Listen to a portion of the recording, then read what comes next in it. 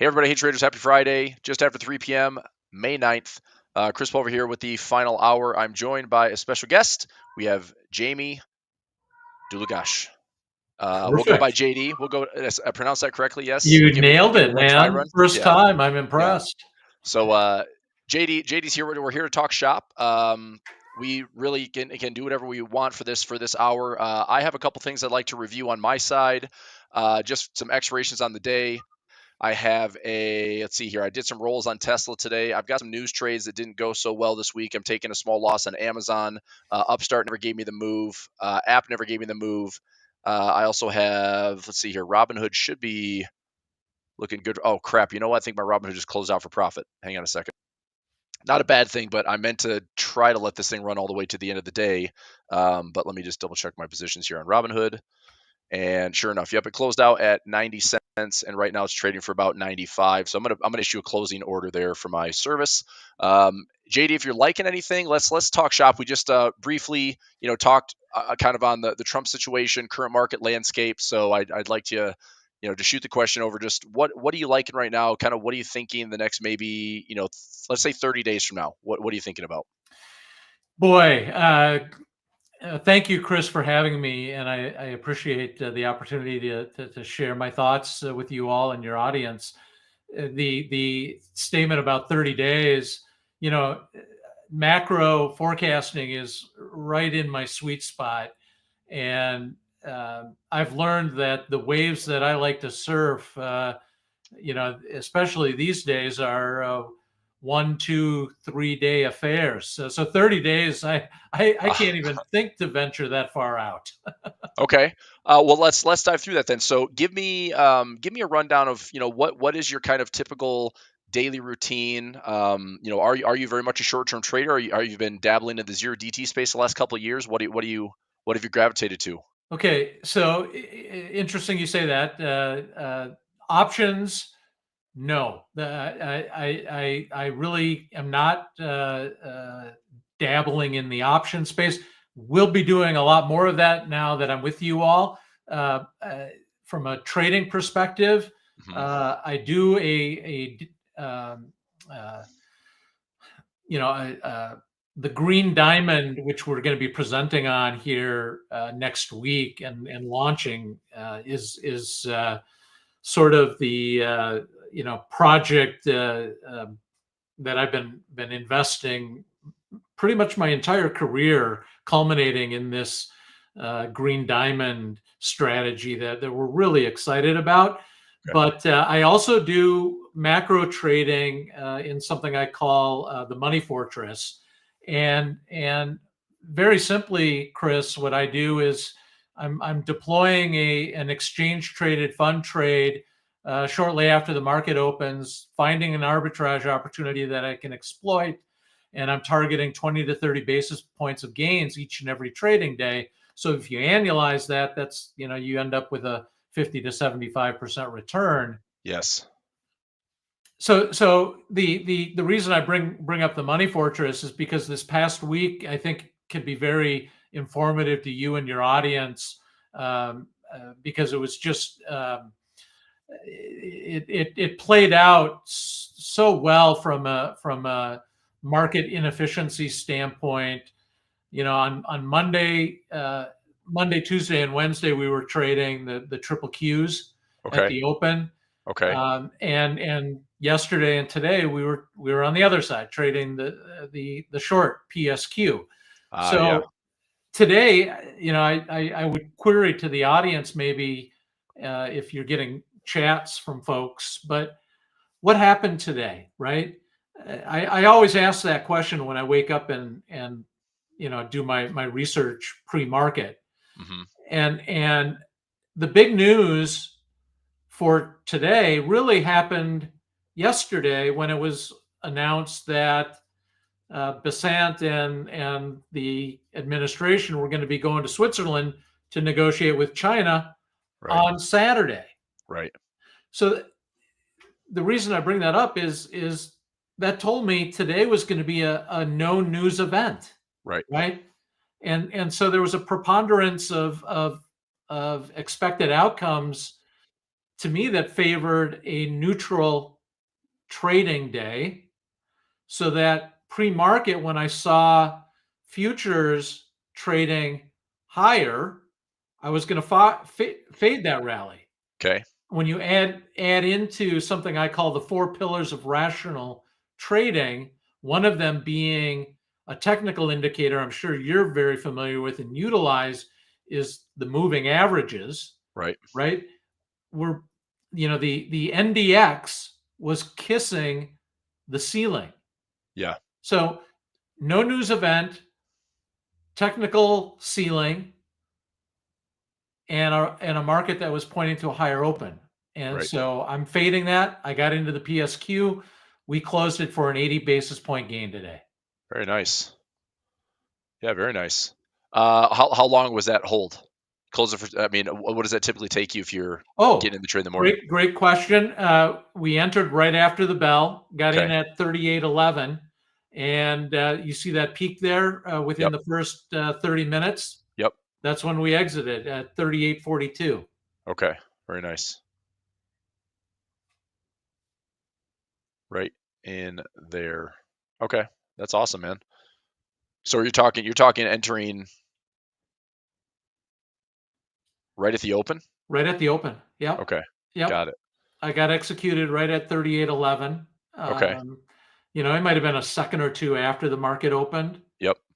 And I don't really mess around. It's funny. I've been hearing a lot about, I think Bespoke does the research on this that talks about, the manipulations in exchange traded funds. And it says if you buy at the open and sell at the close, right, over a long period of time, Hmm. you're going to, lose 50% of your money or something like that. It's a really crazy stat. And the natural contrarian in me says, well, that's just not been my experience. In fact, I do a podcast with my rational trader co-host Louis Navalier, a longtime stock guru, and we were chatting about it on today's episode that we recorded. I've been so busy, Chris, launching this green diamond strategy that we're going to release to the world next week. Hmm. I didn't even realize how I was doing in the Money Fortress, but dating back to April 23rd, 70 basis points in the PSQ. April 21st, triple Qs, 130 basis points. We faded volatility with the SVXY on the 24th for 75 basis points. Another 60 basis points with the triple Qs on April 25th. It's trade after trade after trade. I have one loser on May 2nd. We lost 50 basis points. Hmm.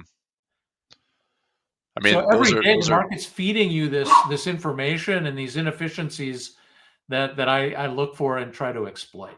yeah, no, that's fantastic. How many members are participating in your services now? How many people can follow along with you with taking advantage of these moves? I just joined you all here Yep. in April, and before that, I was self-publishing to a very, very small audience. It's not even numbers that aren't even, and I'm really just I've been in the laboratory trading for friends, Hmm. that's what I'm doing here with the Money Fortress. There's a whole backstory behind it, which I won't bore you with, but long story short is I'm putting 100% of my capital that I allocate to this into my trade.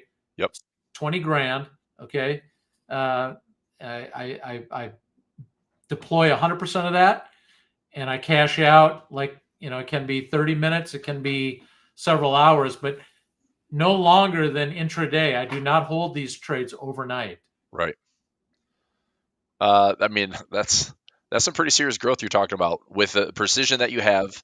I mean, you rattled off what, 7, 8 winners to one loser, and that loser was small. Yeah, now that's full disclosure. This has been an unusual period. In fact, it was so unusual I didn't even really pay attention to it. I've just been the market's been very, when we're in this, we're just in a weird spot right now with high volatility. The VIX is over 20. Yep. Yep. Which if I can share one thing for folks, I would mention to your audience that it is extremely, extremely unusual to have the volatility index trading this many days above 20. Yeah. And we're still, I think the close today, I lost my screen here, but I think we closed right at 22 today, Yep. We're sitting which at is still 2204. high. Yeah, and also the VIX term structure has been really interesting because we've been in backwardation, pretty much since Liberation Day. I mean, most of the sell-off, and then through Liberation Day and all the uncertainty, the VIX term structure right now looks like we have some contango out through June, July. But of course, it wouldn't surprise me that we're starting to see some sideways July onwards, where I think the trade window comes back into play. What actually is happening with these deals? The U.S. is celebrating this UK-U.S. historic, monumental, greatest trade deal ever to go down in the history of man. We'll see if that's going to be the pattern. At least the U.S. is inking some deals before it's roughly like July 9th is going to be around the deadline. And it really is the whole thing relies on U.S. and China. I think if there's some win-win that comes out of U.S. China, I know that the U.S. is throwing 145%, potentially levying 80% of that, bringing trade percentages down. But I have just not heard any real progress being made outside of it's a Trump comment saying we're talking to China. We want to talk to China. That doesn't mean anything's getting done. So in the meantime, you're right. The volatility index is still high. So I guess if you are you comfortable talking bigger picture right now? I mean, Yeah, I yeah. personally through I had the courage through the decline to sell a lot of premium. So I'm a very active options trader, and my portfolio through the decline, I was hedged through Q1 very aggressively. So that first Mag 7 rotation paid pretty well, and I was braced for more downside. I was actually braced quite well for that run back down into the previous all-time highs. So can you see my screen, by the way? I can. Yep. Okay. So I was basically playing hedges for the first, 3 months of the year into May, June. And a lot of my target was at least the 200-day moving average at first. And then once you start to see more noise on, not just Mag 7 rotation, but this talk of the trade war, then with Liberation Day. I mean, for as ugly as it was, the market still responded pretty nice on the technicals. We came back to a previous all-time high. We bounced there. We also, as you might have mentioned just before we jumped online, was a bit of the flinch in the bond market that I think caught the White House attention, because the one thing I'm not liking moving forward, and this is a giant question mark, is everyone is expecting the Fed to cut, which right now they've looked like they paused until probably July, but we are not getting yields to go down any lower. And I think if global yields continue to stay relatively elevated, I think even if the Fed is going to cut in July, I don't think the 10-year yield gets down below these Liberation Day lows. I don't think the 10-year yield gets down below, last year's lows, which are around 3.62 before we basically saw the exact opposite move. 40 years of monetary policy, we've never seen the yields react to the opposite of where the Fed, cash rate goes. So it does put the Fed and the entire borrowing system on high alert, because I don't think anything gets easier in the next 12 to 24 months unless we have more pain in the equities market. But thoughts on that as far as like the window of do you see all-time highs this year? Do you see us retesting April lows? I've asked a question a lot. I actually, in literally the last month, I would say I thought we were going to retest the lows. Now I think we're going to make a higher low. I think we're probably going to have more fiscal policy. I think Trump and company have flinched enough where they're probably going to want to see all-time highs before we get any more pain in the markets. So any thoughts on that? Okay. Yeah, Chris, those are really, really good thoughts. And I do have views on all of it. I'm pretty sure I may have been one of the only gurus out there late December, when we all do our forecasting for 2025. Mm-hmm. I actually had pretty high probabilities, much higher probabilities of recession than anybody else out there. Mm-hmm. I also I had sadly to say, I had way more conviction of a black swan event. I had even assigned probabilities to a 50% decline for the NASDAQ, 50% decline. Right. And god darn it, if Trump didn't flinch, he was looking at that. Maybe not 50%, but the S&P hit 20% down at the lows, and I'm pretty sure if he doesn't flinch, you were looking at minimum 30% decline. So Yep. that worked out very well. That forecast worked out very well for me because I was, I called it the stone cold lock trade of 2025 back in November, December. Was all based around understanding the the behavior of Trump, the person, Right. right? Right. His psychological profile, which screamed chaos, Hmm. and how is chaos expressed in the markets, Chris? Fear and And uncertainty. volatility. Exactly. Yeah. And that's exactly what's happened. Yep. So, this money fortress deal, we're just about up 10% for 2025. So Nice. that's generating significant outperformance. And going forward, though, which is, it's nice, I guess, to pat myself on the shoulder, but you're only good as your next forecast. And Yeah. so um, I don't know what's going to happen, Chris. I have to say that. That's a very look. I don't think there's anything wrong with honestly saying that this is probably the best forecast. Is we don't know. Yes. Because and look, I think that I think the market right now, if and what has actually guided me a lot this year, I think for profits has been, where is the pain trade going to be? And that was the start of, I had a really high technical bar count on the S&P. We had X amount of days where it was every day for like 400 and some days the Nasdaq closed above the 200 moving average. So I had a high bar count on the Dow, a high bar count on the S&P. And this was the one flinch we had from that sell-off from July to August last year, but it still closed back above that August 5th day. And so all indexes were ripe for a correction. It wasn't surprising that the 30+% concentration in Mag 7 was going to be kind of the start of it, and then you throw Trump on top of that, he just fueled the fire. So when you said 50%, the first thing I looked at was, I just went out to the higher time frame, and this is another thing that has guided me forward is, look, yet again a 20+% correction in the S&P, a 27-28% correction in the Nasdaq. We should be lucky that buying the dip this year held those levels. Now, it was previous all-time highs. It did hold that level, but when you look back on some of this key structure, I don't think, if this market cannot hold these levels, I don't think anything good is going to happen, because the last bear market we had lows was 2022. I mean, that's the Nasdaq coming down to 280. You're talking about that 50% correction. That would be the level. We're Yep. talking about people that have mentioned, well, the COVID stimulus. I mean, all the funny money that went into COVID is still trickling through the system. Is it the real market that has to come back down and retest COVID highs? I mean, that's a very like dark outlook for the market. But I will say that nothing good is going to happen if we break April's lows with momentum.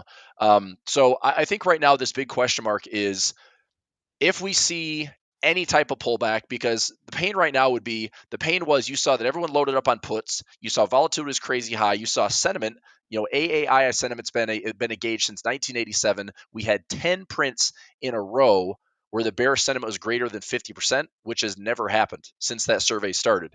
In fact, did they print over 50 this week? I feel like if they did, they're still breaking records here. What they print this week? So sentiment I'm not says, sure. yep, I didn't look 50, at it. 51.5. So that's 11 weeks in a row that sentiment is still really high. So because sentiment is so high, that, you mentioned contrarian. I oftentimes find myself trading that way as well. The contrarian trade was, we're probably going to have a melt up. Everyone that jumped into fear, jumped into cash, jumped into, not wanting to participate. Obviously you can ride this out and have yourself be unscathed. But as far as opportunities, I mean, I did make a lot of money through March and April. It wasn't easy to see the volatility swell the way that it did, but I was certainly waiting for, as the VIX was at 40, 45, 50 and change, I was taking stabs at the market with some cash that I had available. I was down to about 30% cash in my portfolio. Now I'm back up to around 55, 60% cash. And that's for me what's going to kind of justify this big question mark that we said is, I don't know what this market is going to do. It's potentially possible that we don't see all-time highs for the year, and it's also possible that we don't see new lows. This could be just a big chop fest for the next 6 to 7 months as well. Going back to my comment about forecasting only for the next I try to trade as far as I can see in front of me, right? Hmm. And one thing that's happening, I do think that you all can benefit from is this observation of the indexes trading in between the 50-day and the 200-day for the last week or two here. Sure. And to your point on moving sideways, Yep. I think if that's the highest probability outcome, meaning sideways trade over the next 3 months, then you ought to be using this gap between the 50 and 200 day as your buying and selling triggers. Sure. Are you using EMAs, or do you have a simple day? What's your Just preference? simple. I'm just using Simple. the Okay. SMAs. Fair. Got it. Okay. I'm Yeah, just gonna put that on my chart right here to show yeah, everybody. yeah. And that chart has worked out very well. As like I mentioned, the trade today. I mean, it was to me until I spent a decade out in Southern California, hanging out with the surfer community, and I really equate a lot of my investment ideas and approaches to that idea of surfing a wave. And right now, we are in a very good wave between that 50-day and 200-day moving average that can be very profitable. I see someone asked, John asked the question about my average on 20 grand a trade. And John, the answer to that is I'm targeting 20 to 30 basis points on average per trade. And if there are 250 trades in a given year, that's going to be 50 to 75% per annum. Now I haven't. That's the target, right? 2024 generated 33% return, and then in 2024 I started in June of 2024, so it's only 6 months, but that 6 month period was another 33%. So Nice. yeah, and year to date this year, I, you know, I'd be thrilled to generate 30 to 40% this year, because I Absolutely. think I think to your point, Chris, it's going to be a sideways market. Sure. I think if anybody is able to generate returns and I think manage risk, I mean that's what I'm most focused on. Is I just don't want to have the big surprises. I mean, a black swan event, no matter how how nasty things can get, it's like I'm very much a conservative trader, mostly focused on risk. I always have hedges in the portfolio. I was still a little surprised with, like, it felt systemic to me, JD, when we had Liberation Day, post Liberation Day, we had that nasty 3 day sell off. That felt a little more systemic than it probably should have, because it was self-inflicted. I just thought, this isn't a black swan event. This is just doing something really silly. This is just crazy, chaotic, and disruptive to the entire global economy right now. And it's the uncertainty that was priced in was, I mean, that's what created the nasty spill for their 3 days. And then shortly after, we saw the basis trade breaks and the bond market snaps, and not necessarily broke, but definitely flinched. And here we are, recovering. This is the beautiful thing about the market's reflexivity. But to your point on the 50 and the 200-day, I mean, just kind of watching this, I mean, don't be surprised if we have a couple of weeks, maybe longer, of just kind of watching prices dance around here. Um, a lack of direction. This is another thing that I think a lot of traders have been conditioned for. I mean, think about 2018 to now, how many cycles we've seen of big ups and big downs. I mean, we've literally had 7 technical bear markets of 20+% since 2018. That's maddening that you have that many big ups and big downs. And yes, we're still at all-time highs, and we're possibly pushing to all-time highs. But at some point, I just wonder if we don't. A 20% correction turns into a 30 to a 40. And I know that, I mean, the pain would be terrible. It'd be awful to see the Nasdaq down 50%. It'd be Yeah, terrible to see the yeah. S&P down 35%, 40%. It would set investors back, years, because we would just I mean, wash away you're now all you're this free getting money. into philosophy. Yeah. You know, listen, I started in this business being trained by a Graham Dodd guy, fundamental value investing. The average holding period back then was 6 years. We would buy stocks with the expectation that stock was going to double in price, but Hmm. it took on average six Right. years, meaning Right. in some cases it took longer, right? Right. Um, so it you've had this massive. It's not a bubble per se, but it's an asset price inflation driven by liquidity. And And leverage. The options market, I mean, options market has added so much additional leverage to the system, where I think that's why we like Nvidia as, one of the top 3 stocks, largest market cap. I mean, we had it down 40 to 50% this year, and then back up 20 to 30, 40%. It's like the swings on a large mega cap stock are insane. So, but you look at, I mean, there's double X ETFs on Nvidia. There's double X ETFs on MicroStrategy. You can level up in the S&P and the Nasdaq. So I think all those deleveraging events, I mean, that's why things to me seem a little bit faster. Like the cycles are faster, the moves are nastier, the volatility. I mean, let's just go to the VIX for a second. I mean, other than 2000, 2008, we really haven't had chaotic VIX. But you throw in a Trump Liberation Day, you throw in a vol event in 2024, with it was said that it was the Japanese yen and the Bank of Japan that was deleveraging, but it was, I think, more than that, because it was SOM rule triggered plus deleveraging all at the same time over the weekend when the market is clearly vulnerable.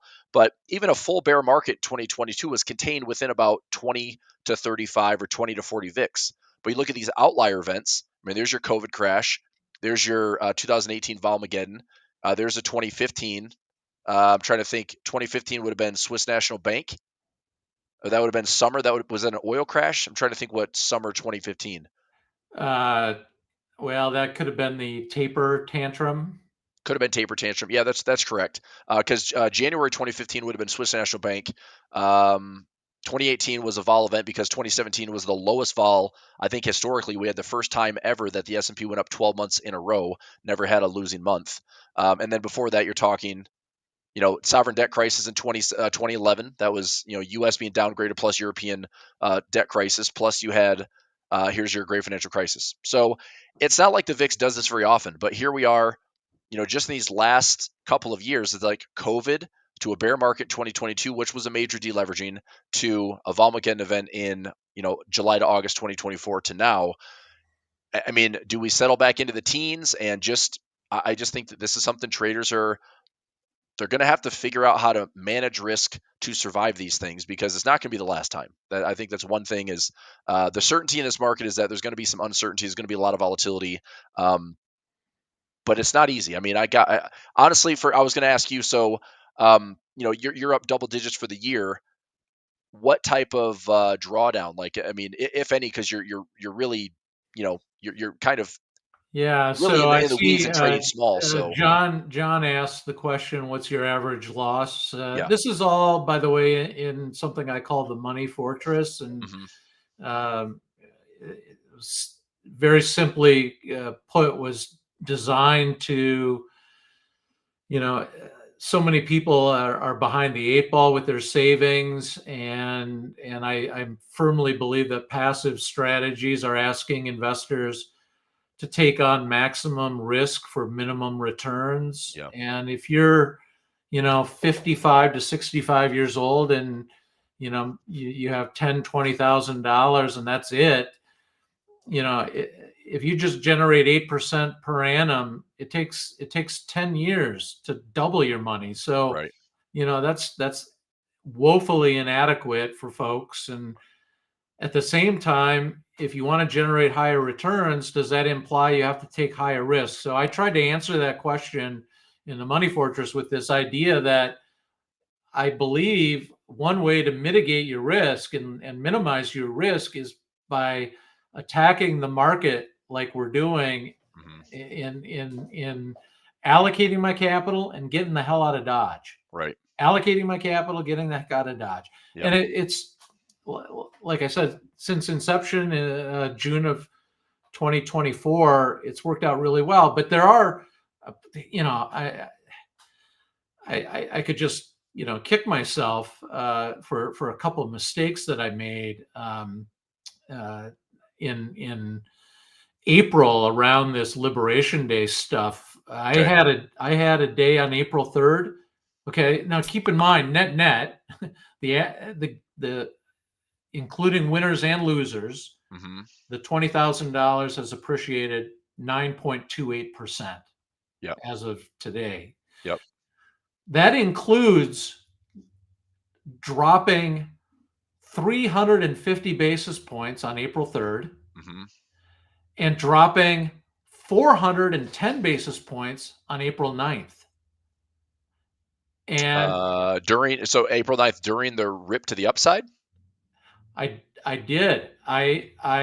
Okay, interesting. On April 9th, I put in again, what I'm doing is this is all 1 to 2 hours pre-market analysis Yep. Yep. of Yep. where I'm going to find an arbitrage opportunity. Got it. And absolutely in a tsunami, I can get caught. Yep. It doesn't. It really those two examples that I gave are extremes. Absolutely. Yeah. It just and I'm not going to use stop losses and I you know I try to stick to what I do because it's been so effective, right? I mean, Hmm. it until I see evidence to the contrary, I'm going to do what I do. Sure. Um, but there are other days, like where I'll lose 50 basis points, 30 basis points, et cetera, et cetera. But Yep. net, I come out okay. Very good. Yeah, and I mean, and at the end of the day, that's what trading is. I mean, the nice thing about what it sounds like your style with Money Fortress is you're in, you're out. Having 20K allocated does not mean 20K is at risk, ever. So I mean, it sounds like the timeline of your trades it varies, but I mean, is it safe to say you're within 30 to 60 minutes, you're mostly in and out of these trades? I haven't done the analysis on that. Okay. Anecdotally, it's anywhere between 15 and 90 minutes of Mhm. exposure. There have been days where I hold it, if I'm so convinced that the arbitrage is there, and if the market doesn't correct the arbitrage, like as I see it, Mhm. then there are examples where I will hold a trade overnight. Okay. But I'm so deathly afraid, and maybe that's because I took my Series 7 license at the start of my career on October 17th, 1987. Yeah, that'd be the one outlier that would probably never go away. That's wild. So, okay, let's talk other asset classes. Number one, coming into next week, you're joining us here at Prosperity Pub. Traders going to see more from you, hear more from you, potentially be able to join you for some of these services. I look forward to seeing the feedback and having members sing your praises of just how disciplined you are and how precise you are, and sharing these type of trades with everyone else. Um, is that going to be the hyper focused offering? Is just getting in, focus, kind of like Money Fortress strategy? What's the you had mentioned Green Diamond earlier? What is that? Yeah, and actually, I just wanted. I thought the Money Fortress thing would be just a good conversation point, Hmm. but it's not the core of what I do. The core of Okay. what I do really was again developed in early 2023, I guess, and uh, the as an investor of the underlying stock, right? Not trading the options, Hmm. and having 30 plus years of experience and believing that the markets are inefficient, recognize this phenomenon of reversion to the mean. Right. And long story short, quantified that and really keying in on what I call, the highest ranked stocks utilizing a very specific fundamental valuation metric, right? Mm-hmm. So every week I'm looking at that model, identifying the highest rated stocks, and then layering over that these trading parameters that, lo and behold, can be expressed, and we are now expressing it in something called the green diamond indicator, which tells us that we can enter a trade, not just the underlying stock, but also Nathan calls it a level 1 option, right? Just a simple call option on that green diamond indicator. Okay. So it's super simple, but wow, does it pack an amazing punch. I've been running these green diamond trades since the spring, I guess, of last year, late winter of last year. I started, I've made 150 or so round trip trades. 3 out of the 4 are winning trades. Again, this is the underlying stock. The average gain on those trades is right around 5%. Okay. With an average holding period of 28 days. Got it. So okay. it's really just taking advantage of that. These are statistical measures of the mean price, standard deviations above and below the mean, and understanding that 95% of the time, a particular stock is going to be trading in between those standard deviations around the mean. Right. And when you get something below that, especially if it's in that category of highly rated fundamental stocks that have characteristics of what institutions love to buy, right? So you're feeding into this FOMO of the institutional class, of the algorithm class, right, in advance, because the trigger was set at a discounted price, and then you just wait for the magic to happen. Right. And it's, boy, is it powerful. If you don't mind me asking, how many? What's the assortment of stocks you traded since last winter? I mean, like number of symbols, number of tickers. I mean, for institutional flows, I feel like it's got to be a pretty top ranked list where you're going to hear some household names, I would assume. No, actually, that's a great question. Great observation, Chris.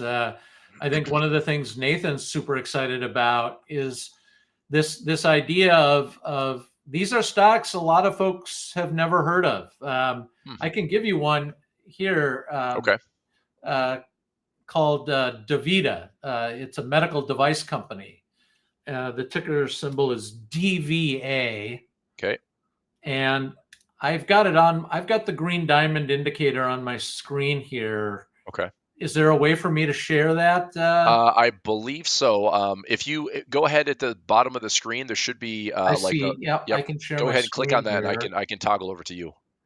Okay, so here's there we go. Can screen. everybody see that? Yep, we're good. Screen. Okay, let me just change the toggle here. Okay, so you can see a couple examples. Can you see that green diamond here? Yes. Yep. So that's our entry okay. on let's see, it looks like February 26th. And then again, it flashed again on April 23rd. And so you the very easy to follow rules of the green diamond is you're opening when you get the green diamond signal, you're opening a position an hour before the market closes, right? Okay. Just to standardize things and make it easy for folks, so Mm-hmm. you don't have to be glued to your screen and all of that kind of stuff. We try to make it as simple as possible to follow, but this red bar here then is your exit. Okay. Okay. So the red bar, I didn't realize the red bar flashed yesterday on Davita. So the same idea. Once the red bar flashes, then that's your exit, Okay. and you get out of the trade at 3, an hour before the market closes as well. Yeah. So Very nice. this pattern happens time and time again, but it's so cool, Chris. I just looked at a stock today. These diamonds, can appear anywhere on any Right. stock, right? Right. But the secret sauce is that high ranking, the concept of a high ranking. And sweet green is, I don't want to call it a dog stock, but it certainly isn't qualified to be on my watch list. Right. But it hit the green diamond here on April 23rd. Okay. Okay. And for a few days, it had a nice little bounce. It didn't give a signal to exit. Yep. And now look at where we're at the close today. Right. It just took a nosebleed. Yep. And so this, there's a couple things that are secret sauces in this recipe that we've created. But really the idea of access to this list from a Wall Street legend that I cannot share with you who that is, but contractually I get the research, and like I said, I've deployed it 150 plus times, and just on the underlying stocks have generated a 5% average rate of return. That's awesome. That's all, and that's 5% within. You said 28 days. 28 average, days, right? yeah. Yeah, very nice. Mm-hmm. Well, as always, when I see something new, I'm like, JD, let's talk some more about that. I think I like it. I like the simplicity of it for sure. I think that's really, really easy for people to follow. Everyone that I teach at Prosperity Pub and the services I run, I try to make things as simple as possible.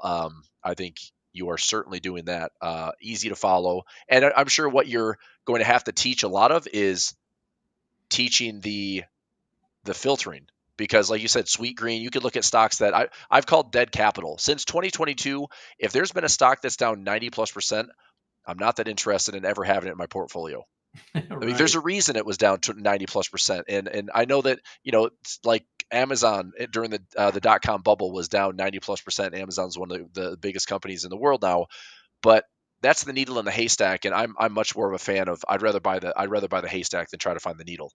So if there's stocks that are down for a reason, and I get this all the time in final hour sessions where people throw a symbol at me or ticker at me, and if I can't make heads or tails of why it's down 70, 80, 90%, and it looks just, when we've had a bull market since 2023, why would I just buy something because it's cheap?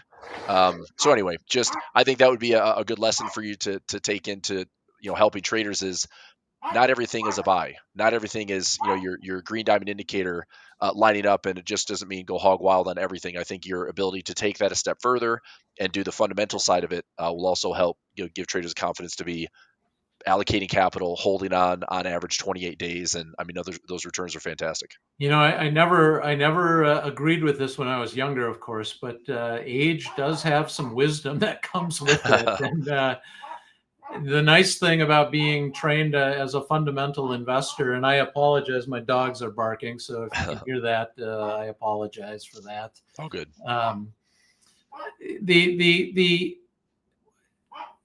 The green diamond approach and the idea of only trading the highest rated stocks is important because it allows you to be agnostic as to why a stock is. I agree with you wholeheartedly. If a stock's down 90%, I'm really not interested in it. Right. But guess what?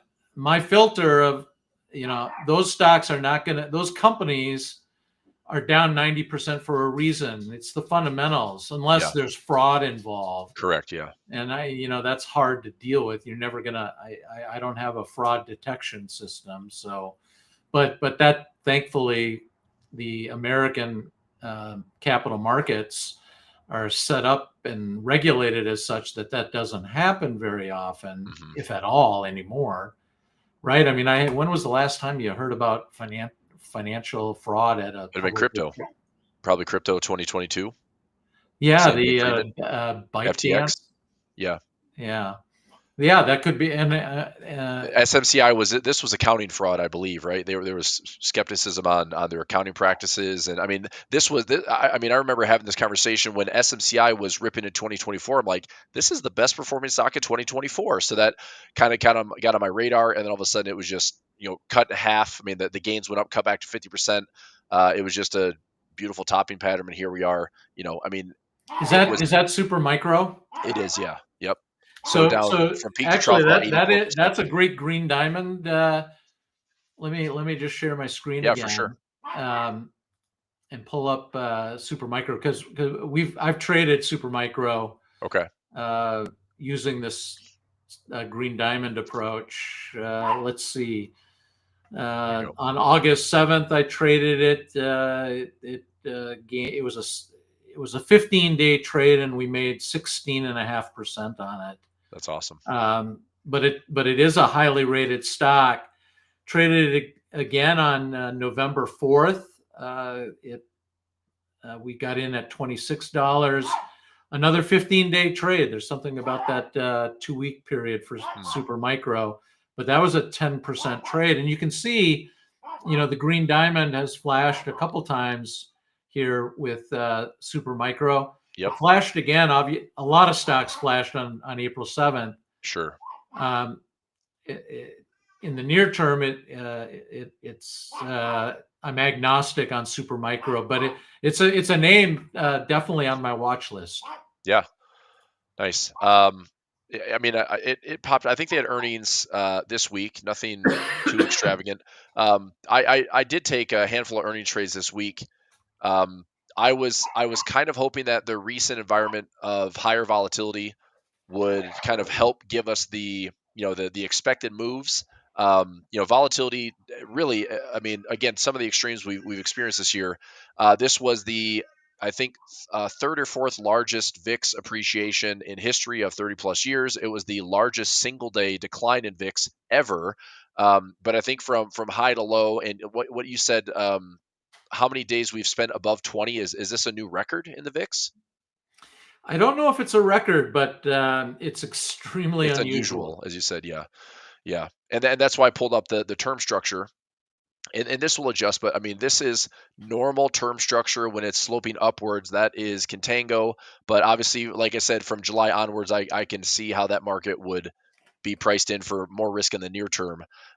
So again, we'll kind of circle back to that initial conversation, which is it's a big question mark for the remainder of the year, which is okay. Like, it's okay. I think if anybody is trying to spoon feed you, analysis and forecast, and this is where the market's going to go, I don't think that is accurate at all, because look, something can break. Donald Trump certainly can say one thing today and say the complete opposite tomorrow, and you're going to have to react to that or not. I think Wall Street and the markets do a better job of ignoring it than they do of latching onto it and making price move. This week, I mean, there was the big, like, oh, there's a special announcement, something big in the works. It may not be trade related. So I thought, well, I think it was Wednesday. It was like, well, we're curbing the AI chip thing from Biden, and then we have a UK-US trade plan, but then we still have big pharma tariffs, and it's like it never stops. So I don't know why. I still don't know what the big news was. And I think somebody in our internal Slack thread had something going around with oh, what the heck was it? Let me see if I can find it. I don't know if it was. I want to say, I don't think it was the chip related thing. Let me go into trending ideas here. Earnings slowing down. Oh, fudge! I'm going to try to find it here. And also, like, President Trump says you better go out and buy stocks now. It's like, I can't believe this is like. It literally feels like we have an insider that's president of the United States, yeah. is trying to just We help call it people time the market. I call it the Trump tout sheet. Yeah, there you go. Let's see here. Fed hold rates. Yeah, I mean, we were making some jokes on just what exactly this prediction would be. I didn't see anything crypto related. It doesn't matter at this point, but I just think that if Trump has the world's attention, which he does, he's gonna utilize the megaphone every single day. I mean, his Truth Social. Um, Well, and ironically, truth that truth is something that I'm not sure you could assign to what he does say. I mean, I know. it It's doesn't matter, whether it's true or not. He's going to mhm, say it. The guy is he is a master at propaganda. yeah. So you are gonna, and that's why I'm just I love this. Trump will be selling hair products. Somebody chimed in on. That's he actually has his hair under better control than he did his first term. It seems like. Um, I mean, just less time with hats on, less time at the golf course, I guess. And he's getting his. Maybe, I've seen some maybe. ugly shots of his hair. You wonder what's really in there. So, but but anyway, but but a that big question chaos mark, is you're just going to have to deal with that chaos. of course. It to me it's a trader's dream. I mean, it really is. Yeah, and what you're doing when you talked about your conservative Yeah, trading and from an income standpoint, this is a gift. yeah. The premiums are so rich, and they're going to be rich for the next 4 years. Yeah, I literally started more, and this is more so than I do on a normal basis. But I don't really own a lot of stocks. But what I do own, premiums are pretty solid. I'm basically doing like covered call campaigns where I will roll it until it makes no sense to roll it. So if I have to roll it out and it's a debit, I probably won't roll it. I don't want to go too far out in time. I don't mind things getting called away and starting fresh again. So as I have this cash like available, I've got a pretty diversified portfolio. I have gold and silver, which I really like, Bitcoin allocation, which I really like. And I'm still at the end of the day for me, like I'm a trader. There was a point in time where I think asymmetry rewards you. I had China exposure last year that rewarded me multiple times. I think China still is an undervalued piece of the financial markets. I mean, Alibaba, Baidu could have big upside. We saw them this year until everything got disrupted. But non-US is making an interesting play in 2025. I think that you have to remember that the US financial markets are still integral to the global economy. So the US is going to have to at least remain resilient for the world to do well. I could see the US being outperformed this year. I could see that if the US is choppy and we're worried about slowing growth and maybe inflation is high and maybe the Fed's not as dovish as one would want to see, I could see the US slowing down. But I think stability and liquidity are going to be paramount for the US to maintain some resiliency and also see that, as the saying goes, when the U.S. Catches a cold, the world gets the flu. And that's what it felt like to me during Liberation Day. Is this is us tampering with global liquidity and basically breaking the U.S. market. And look at what happened to the world. Everything. I mean, and the DAX is a good example. China's a good example. I mean, the nice thing is there is reflexivity here, but I mean, I could not believe how what was, oh my gosh, Europe is up, 15 to 30% on these country-based ETFs. Well, it was flattened and red right after Liberation Day. So, yes, it's right back up to where we started, and I think we could outperform. But that's a lot of that just because you finally have fiscal policy coming to the eurozone. So my point is the US has to be somewhat healthy and provide stability. The world can use that as a platform and grow. The world can try to align and have a little bit less US exposure. Um, but this whole idea of American exceptionalism is going to be a potentially a changing tone in 2025. But as you said, certainty, nobody knows. But volatility, that's going to be elevated. I think picking your battles when you can. Also, we've had a lot of roundtables in the last couple of months. Traders that are focused on a strategy, traders that are focused on a system and mechanics. That I mean, it doesn't have to be about full exposure to what is your portfolio doing, but rather, are you able to take the income side of things where you can place a trade, make money, place another trade, make money. And I mean, whether it is a small time frame or it's 15 days or it's 28 days or it's 0 day, I think that there are lots of opportunities to be a trader. This week one of my strategies was 7 for 7. I typically have like 7 for 7s, 9 for 9s, 10 for 10 for the week. Wow. It's like that's income. That's income every single week. It's easy to do. You don't have to overthink it. You just What focus on what the same what are you process. doing? What are you doing with those trades? We're selling premium on the SPX every morning. We're basically taking a market maker stance every morning, selling premium on SPX. Okay. So it's a combo, like it's a synthetic strangle, iron condor. We pick our levels, we pick our deltas, and we're usually in and out within about 30 to 60 minutes of those trades. Oh, So wow. today was maybe 20, 25 minutes, pulled in about a 16 and 18.5% profit within. That's return on that's like profit target. So pull in. I'll just use simple numbers. We pull in a $3 credit. We close it out for 250 debit. We lock that in, and we're done in 20, 25 minutes. And I don't want to have the outliers in the afternoons. I don't want to trade with, option sensitivity late in the day after 2 p.m., 3 p.m., all the way to the close. Traders have to realize there's a lot of manipulation going on in the late minutes of the day. April 30th, I'm sure you saw this, JD, that April 30th on the SPX. We go back to, well, I'll use this chart here. So I can go back because I almost lost about 2 grand, end up making about $260 instead.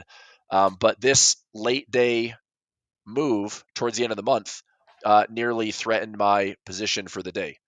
Oh, So I had some trades in the morning, we were fine. Had some trades in the afternoon, that was fine. I said, you know what, it's late enough in the day, and market seems pretty calm. End of the month, this is just me talking out loud. And all of a sudden, we had in 20 minutes, I think the market went up 1.27%. That was yeah. up 1.27. It's funny how I remember that. And then we ended up closing down about, zero point 0.7, zero point 0.8. But it's like in 15 to 20 minutes, wild and crazy move. This week on the chip stuff, I want to say it was Wednesday. This was the chip announcement from Donald Trump after 3 p.m. A lot of noise at the end of the day. And I say this because I know some traders out there love the old iron butterfly, which is you try to peak this thing at the end of the day. It is impossible to me to pin this thing at the end of the day. When there's so much fluctuation, a 5 minute candle, a 1 minute candle, the last 5 minutes of the day completely throw you off center, and it'll bust your trade up really quickly if you're not careful. So um, I like to be out of trades, by probably noon, 1 o'clock if I'm zero DTE. I'm very picky on my trades if I'm holding them end of day. I usually want to have some type of directional bias. So Okay. anyway, all sorts of ways to get the job done. I'm just saying that there are ways to trade these markets, and I think it's not about the overall exposure. It's about, I think it's about risk management. You're willing to take X amount of capital, allocate it per trade, and win lose. You've got a high win percentage. There's everything that I said. There's a system, there's a plan in place, there's fundamentals. You've got arbitrage. You're getting you're getting filters and rankings. So it just sounds to me like you're doing all the heavy lifting to make trading a lot easier for people to follow along. And I know a lot of traders would be very happy to see that. So I'm Well, excited yeah. for for your Thank you. for your for everything that comes with your services, and I hope we can do this again soon. Yeah, I'm fascinated by what you're doing, Chris. And again, I'm just an old investor guy that I like to think of myself as a bridge between fundamental investing and the trading Mhm. community, and uh, this green diamond concept, which we have a training session on Monday, I believe. Okay. I don't know if the folks put a link into your to this Let me stream, ask for one right now. Let me see if I can get one. but it'd be great to have, if you're curious about what we're doing with the green diamond and finding trades irrespective of market conditions with a easy to use strategy, then yeah, would love to have you join us. Perfect. Yeah, I'll get a link. If I can't get it here in the next couple minutes as a wrap of the session, I will post it in the. I'll edit this video on my YouTube channel. I'll share Oh, this to my Telegram. So we've got ways to communicate with everybody. I've got my Discord channel. So how else can people follow you, JD? Do you have a I do have Discord? a Do you have Telegram as Telegram? well, Yeah. and I don't have Okay. a link to it. We discovered when I was having trouble finding my video for this. I'm not the tech support guy like Elon Musk. It's okay. But we'll But I do have a make sure you. Telegram. Okay. It's let me just quick if I can look at it. So trading What? Monday, that would be the 12th. Yes, Okay. 3 p.m. No, sorry. Um, if you go to my Telegram, there's an invite with a free Green Diamond report. Nice. Monday at 1 o'clock Eastern time is Okay. when we're doing the session. Got it. And my, um, let's see, I don't know how to find my information. It's okay. What we'll do is It's I've got. Jamie. Yeah, I don't have a link to it. Yeah, no We'll worries. We probably can get get that. we'll get a link. I'll edit the description in this video. So for today's Thank session of you. final hour, I'll edit that. I'll put it in for JD's information, and on Monday I'll go ahead and communicate out on my Telegram and Discord. If you'd like to join JD for that 1 p.m. training session, I would highly encourage you to go check it out. Thank you, Chris.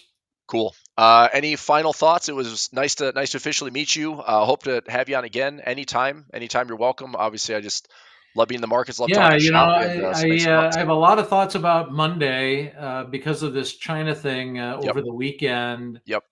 I do think the potential for a 2% move or more in either direction is very real based on what transpires this weekend. Sure. And again, whatever ends up happening at the open, I think is eminently tradable. I agree. It's funny because so I like to see a pretty chill open most of the time, especially when for my daily profit play. But Monday, so like this kind of weekend exposure. I think what I'll do to kind of get a vibe for Monday is I want to see how active the futures market is Sunday night.